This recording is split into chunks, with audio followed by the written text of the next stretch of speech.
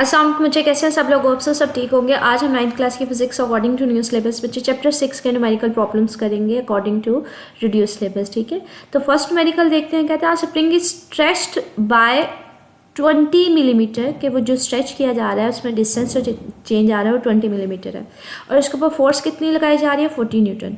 आपने सबसे पहले फाइंड आउट क्या करना है, आपने स्प्रिंग कांस्टेंट के की वैल्यू फाइंड आउट करनी है। तो ये आधा न्यूमेरिकल है। उसके बाद कहते हैं आपके पास एक्सटेंशन सपोज करें आपके पास 16 मिलीमीटर है, अब आप उसका वेट मालूम करके बताएं। तो यहाँ पे इसके दो पोर्शन है। पहले तो हम यहाँ तक इसको सॉल्व करेंगे स्प्रिंग कांस्टेंट तक कि ये फॉर एग्जांपल ये मेरे पास एक स्प्रिंग है। ठीक है, वो कहते हैं इसके लोअर एंड पे ना आपने इसको पकड़ के नीचे खींच दिया है। ठीक है, मैंने यहाँ से पकड़ा इसको और मैंने इसको नीचे खींचना शुरू कर दिया। अब मैंने जो इसमें फोर्स लगाई है वो आपको गिवन है और पहले मेरे पास इनिशियली मैं कहती हूँ स्टार्ट में फॉर एग्जांपल इसकी लेंथ सिर्फ और सिर्फ मतलब पहले की निस्बत कम थी। अगर आपने इसको पकड़ के नीचे खींचा फोर्स लगाई तो इसमें एक्सटेंशन प्रोड्यूस हो गई। अब आपकी उसकी लेंथ में कितना चेंज आया, फोर्स कितनी है वो आपको गिवन है कि आपके पास जो लेंथ में चेंज आया है वो 20 है, मतलब एक्सटेंशन इसको बोलते हैं। ठीक है, वो कितनी है 20 मिलीमीटर। मिली की वैल्यू होती है बच्चे वो 10⁻³ होती है, मतलब 1000 से डिवाइड किया जाता है। -3 का मतलब है इस वैल्यू को 1000 से डिवाइड कर देंगे तो ये आ जाएगी 0.02 मीटर। ठीक है, फोर्स आपके पास गिवन है 40 न्यूटन। आपने स्प्रिंग कांस्टेंट के मालूम करना है। तो पहले हाफ पोर्शन करते हैं बच्चे। हम लोग फार्मूला पढ़ते हैं F = kx, हुक्स लॉ पढ़ते हैं। ठीक है, हमने इस चैप्टर में पढ़ा हुआ ये फार्मूला F = kx। आपने फोर्स आपके पास गिवन है, एक्स भी गिवन है, तो आपने क्या फाइंड करना है कि जो एक्स यहाँ पे मल्टीप्लाई हो रहा है दूसरी साइड पे जाके क्या हो जाएगा डिवाइड, तो ये फोर्स का डिवाइडेड बाय एक्स आ जाएगा। फोर्स आपके पास गिवन है 40 और एक्स 0.02। सिंपली वैल्यूज प्लेस करेंगे तो कांस्टेंट की वैल्यू आ जाएगी। बच्चे यूनिट मैंने साथ में लिखा है, फोर्स का यूनिट क्या होता है न्यूटन, डिस्टेंस का क्या होता है मीटर। ठीक है, तो न्यूटन पर मीटर। तो ये के की वैल्यू आ गई। अब वो ना रिपीट कर रहा है, कहते हैं अब थोड़ा सा सिनेरियो चेंज है कि अब आपने क्या करना है, अब आपने फाइंड आउट करना है। अब वो कहता है जो एक्सटेंशन है ये वाली जो आपके पास एक्सटेंशन है ये हमारे पास कितनी है। अब ये एक्सटेंशन पहले की इसमें चेंज होगी। अब इसकी वैल्यू 16 मिलीमीटर है। अब कहते हैं ये फोर्स मालूम करके बताओ कितनी होगी इतनी एक्सटेंशन को प्रोड्यूस करवाने के लिए। तो एक्सटेंशन वही अगेन आपके पास कितनी है 16 मिलीमीटर। मिली की वैल्यू होती है बच्चे 10⁻³ 10⁻³ का मतलब है इस वैल्यू को किसके साथ डिवाइड करेंगे 1000 के साथ डिवाइड कर देंगे। ठीक है, तो 1000 के साथ डिवाइड किया तो 0.016 आ गया।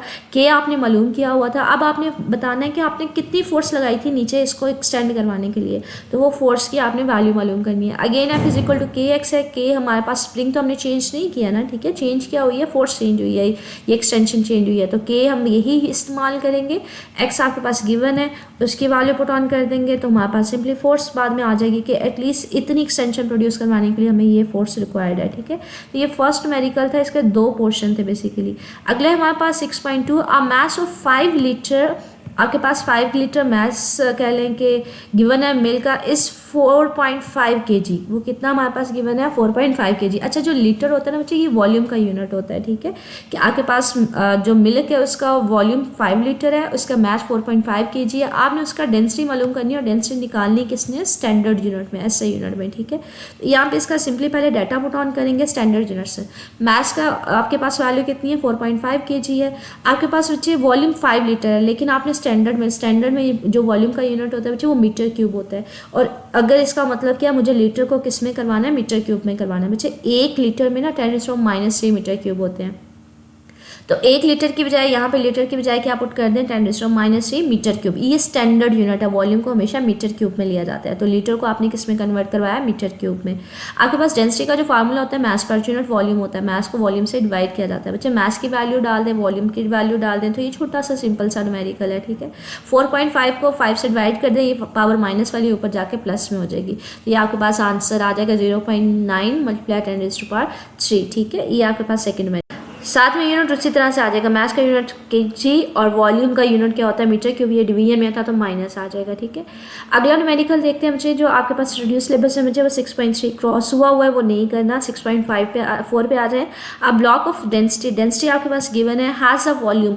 आपके पास वॉल्यूम भी गिवन है, आपने मास मालूम करना है। अगेन वही वाला यहाँ पे जो फार्मूला इस्तेमाल हुआ था वही यहाँ पे हुआ है, लेकिन सिर्फ इंटरचेंज हो गया। यहाँ पे मास मालूम करना है, बाकी दो चीज़ें गिवन है। तो पहले तो इनको स्टैंडर्ड यूनिट्स में कन्वर्ट करवाएंगे, वैल्यूज प्लेस कर कर देंगे। आपके पास क्या गिवन है, डेंसिटी गिवन है kg पर मीटर क्यूब, स्टैंडर्ड यूनिट में है, वैल्यू पुट ऑन कर दी। वॉल्यूम सेंटीमीटर क्यूब में है, बच्चे वॉल्यूम का यूनिट क्या होता है, मीटर क्यूब स्टैंडर्ड, तो सेंटी की वैल्यू डाल दें। अच्छा ये पावर सेंटी के ऊपर भी है, ठीक है, तो सेंटी की भी पावर 3 टाइम्स लेनी है। एक सेंटी की वैल्यू -2 होती है, तो ये 3 टाइम्स है तो -6 आ जाएगी, ठीक है। और हमारे पास 60 मल्टीप्लाई 10⁻⁻6 और मीटर क्यूब उसी तरह से आ जाएगा। बच्चे मैथ आपने मालूम करना है। अगेन डेंसिटी का फार्मूला क्या होता है, मास पर यूनिट वॉल्यूम। आपने मास मालूम करना है, मास इधर रहने दे, वॉल्यूम इधर डिवाइड हो रहा है, इधर जाके मल्टीप्लाई हो जाएगा।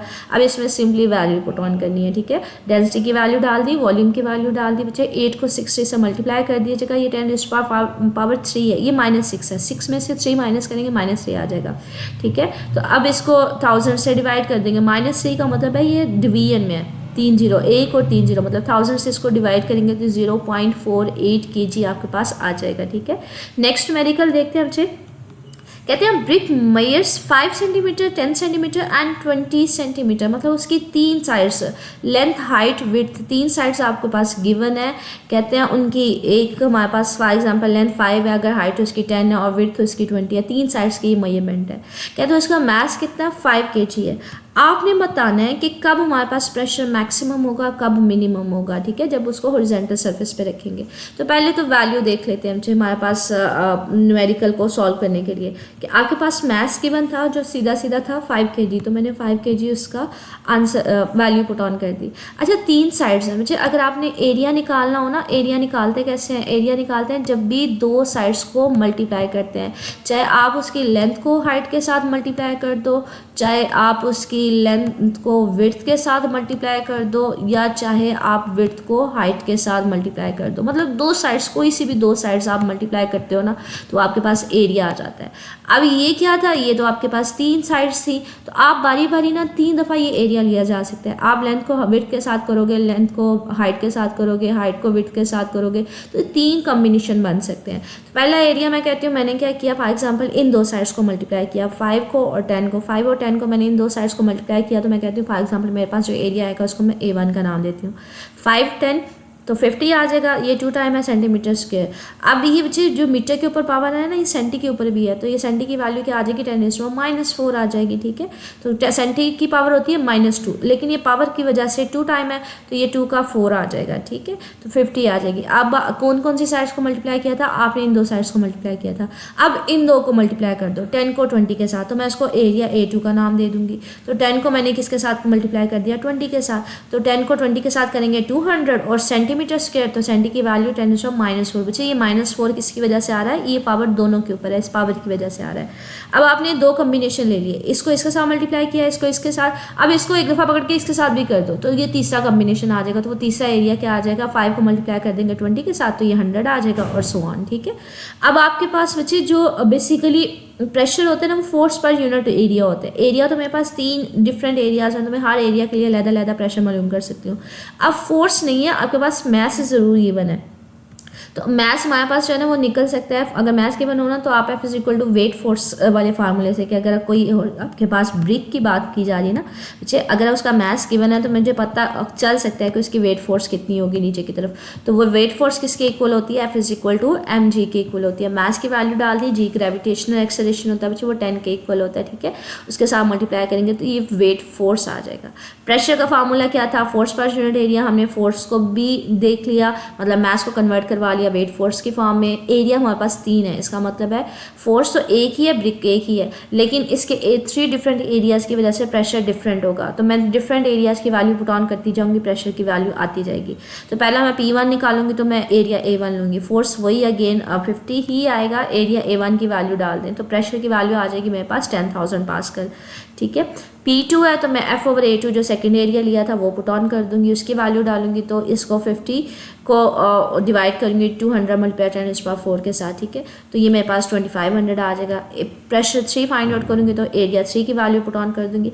अब ये मैंने 3 डिफरेंट प्रेशर निकाले हैं, इन सब में से हाईएस्ट मैक्सिमम कौन सा है, 10,000 वाला, और मिनिमम कौन सा है, ये दरमियान वाला 2500 वाला। तो सिर्फ आपने बताना था कि इसमें मैक्सिमम कितना आ रहा है और मिनिमम कितना आ रहा है। तो हमने 3 डिफरेंट एरिया की वैल्यूज़ ली और इसके अकॉर्डिंगली प्रेशर फाइंड आउट कर लिया, ठीक है। तो ये आपका न्यूमेरिकल नंबर 6.5 6.6 पे आ जाए बच्चे, हमारे पास है, कहते हैं what will be the height of the column in barometer at sea level if mercury is replaced by a water of density 1000 metre cube. कहते हैं हमारे पास मरकरी बैरोमीटर को अगर आप वाटर से रिप्लेस करवा दो, वाटर की डेंसिटी ये होती है और मरकरी की डेंसिटी ये होती है, ठीक है। तो आपने बेसिकली डाटा आपके पास गिवन है उसको थोड़ा सा देखेंगे स्टैंडर्ड सी लेवल पे, ठीक है। उसके ऊपर हाइट आपने मालूम करनी है। अगर आप मरकरी को रिप्लेस करवा देते हो वाटर के साथ तो किस तरह से आपके पास हाइट चेंज हो जाएगी। तो हाइट की आपके पास जो है मरकरी की वजह HG से लिखते हैं, ठीक है। उसकी डेंसिटी गिवन है, डेंसिटी को रो से लिखते हैं 13.6 मल्टीप्लाई 10⁻³ मीटर पर क्यूब आपके केजी पर मीटर क्यूब, ठीक है। इसी तरह से वाटर की गिवन है 1000। आपके पास जी वैसे कांस्टेंट होता है तो आपने हाइट फाइंड आउट करनी है। आपके पास वाटर की हाइट क्या होगी। अच्छा, प्रेशर को हम लोगों ने स्टैंडर्ड फाइंड आउट क्या करना चाह रहे हैं, बैरोमीटर के जरिए प्रेशर फाइंड आउट किया जाता है।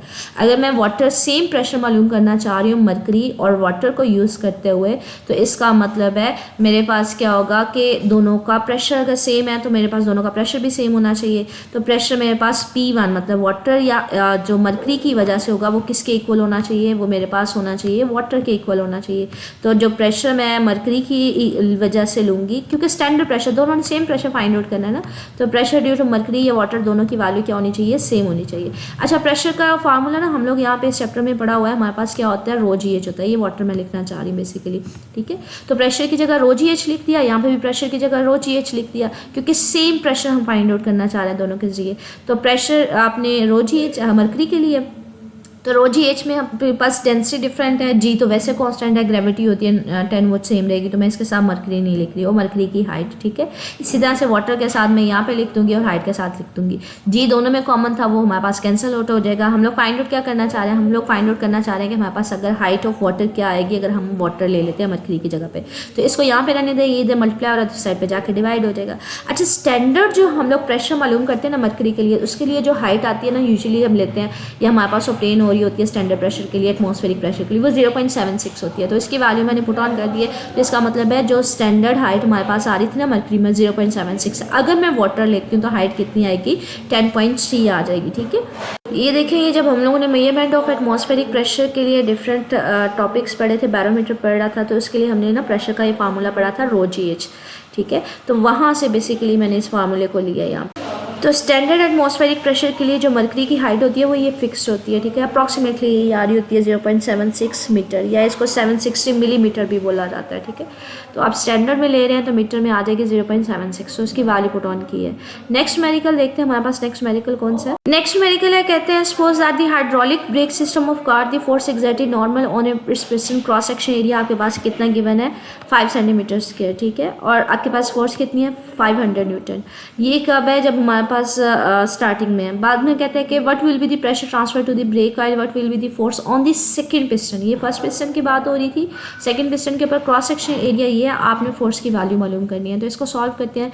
आपके पास स्टार्टिंग में सबसे पहले हम डाटा पुट ऑन करेंगे। फोर्स पहले आपके पास गिवन है 500 न्यूटन और क्रॉस सेक्शन एरिया कितना आपके पास गिवन है 5 सेंटीमीटर स्क्वायर, ठीक है। ये पिस्टन 5 सेंटीमीटर स्क्वायर, सेंटी की वैल्यू बच्चे 10⁻⁻⁴ लिख दी है, ठीक है। तो वो हमारे पास आ जाएगा। पावर है बच्चे ये सेंटी के ऊपर भी है मीटर के ऊपर भी है, तो इसलिए -4 में आया। आपने पहले फाइंड आउट क्या करना था, आपने फाइंड आउट करना था प्रेशर फाइंड आउट करना था। इसके 2 पार्ट्स हैं, पहले यहाँ तक हमने इसको फाइंड आउट करना है, ठीक है। तो आपने प्रेशर का फार्मूला फाइंड आउट करना है, आपको एरिया गिवन है, फोर्स गिवन है। तो प्रेशर का फार्मूला क्या होता है, force per unit area. Force की वैल्यू डाल दें, एरिया की वैल्यू डाल दें, तो आपके पास प्रेशर की वैल्यू आ जाएगी। 500 को 5 मल्टीप्लाई 10⁻⁻⁴ से मल्टीप्लाई डिवाइड कर दें, तो ये 5 -4 ऊपर जाके प्लस हो जाएगा। 500 को 5 से डिवाइड करेंगे तो ये सो ऑन, मतलब इस तरह से उसको कर सकते हैं। या फिर इस तरह से करें, ये 5 10⁻⁴ है, ऊपर जाके प्लस हो जाएगा, 2 0 आ रहे थे तो 10⁻⁶ आ जाएगा। 5 को 5 से डिवाइड करेंगे तो 1 आ जाएगा। तो ये हमारे पास आ जाएगा। नेक्स्ट वो कहते हैं what will be the force. अब फोर्स मालूम करो कब, सेकंड पिस्टन के ऊपर, जब एरिया कितना 20 सेंटीमीटर स्क्वायर। तो यहाँ पे कहते हैं एरिया अगेन अब चेंज कर दिया है, 20 सेंटीमीटर स्क्वायर कर दिया है, तो सेंटी की वैल्यू 10⁻⁻⁴ आ जाएगी। प्रेशर तो हमने ऑलरेडी फाइंड आउट कर लिया। अब कहते हैं फोर्स मालूम करके दो। अब जो मैंने प्रेशर की वैल्यू डाली थी बच्चे वो मैं पुट ऑन कर दूंगी, एरिया की वैल्यू डाल दूंगी और मेरे पास सिंपली उसको सॉल्व कर लूँगी। ये 6 है, ये -4 है, 6 में से 4 निकालेंगे तो 10⁻² आ जाएगा। 20 मल्टीप्लाई 10⁻², का मतलब है 100 से उसको मल्टीप्लाई कर दें, या आप कैलकुलेटर के जरिए इसको आप सिंपली सॉल्व कर सकते हैं, ठीक है। आगे बच्चे रिड्यूस बस में 6.8 नहीं है, 6.9 पे आ जाएँ। इसमें अगेन वही हमारे पास इस्तेमाल होगा फार्मूला ये न्यूमेरिकल है, कहते हैं the area of the cross section of small and large piston, दो पिस्टन का कंपैरिजन है। कहते हैं हमारे पास जो स्मॉल का है बच्चे, उसको मैं सपोज करें एरिया A1 का नाम दे देती हूँ, ठीक है। वो कितना आपके पास गिवन है, वो 10 सेंटीमीटर स्क्वायर गिवन है। और लार्ज का हमारे पास क्या है, A2 मैं इसको नाम दे देती हूँ, तो वो मेरे पास 100 कितना गिवन है, 100 सेंटीमीटर स्क्वायर। आपने फोर्स मालूम करनी है उन्हें स्मॉल पिस्टन, मतलब आपने F1 मालूम करनी है। स्मॉल के लिए बच्चे आप A1 ले रहे थे ना, लार्ज के लिए वेट फोर्स आपके पास कितना गिवन है, 4000 न्यूटन। तो ये सिंपली वैल्यूज पुट ऑन करनी है और इसमें ऐसा कुछ नहीं है। आपके पास हमने स्मॉल के लिए बच्चे 1 का नाम दिया है, तो एरिया उसके लिए गिवन था 10 सेंटीमीटर स्क्वायर। सेंटी की वैल्यू 10⁻⁻4 आ जाएगी, क्योंकि ये पावर दोनों के ऊपर है तो इसलिए -4 आ जाएगी। यहाँ पे भी 100 × 10⁻⁻4 आ जाएगी, ये पावर दोनों के ऊपर गिवन है तो इसलिए हमने उसको लिख लिया।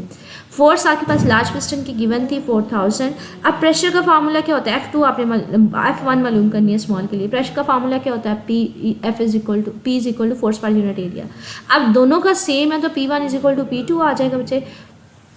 आपके पास प्रेशर का फार्मूला पुट ऑन कर दें, फोर्स पर यूनिट एरिया। अगर स्मॉल पिस्टन के लिए तो इसके F1 / A1, यहाँ पे F2 / A2। आपने क्या मालूम करना था, आपने F1 मालूम करना था, ये यहाँ पे डिवाइड हो रहे थे, जाके क्या हो जाएगा, मल्टीप्लाई। तो यहाँ पे वैल्यूज डालेंगे, पुट ऑन करेंगे, ये -4 से ख़त्म हो जाएगा।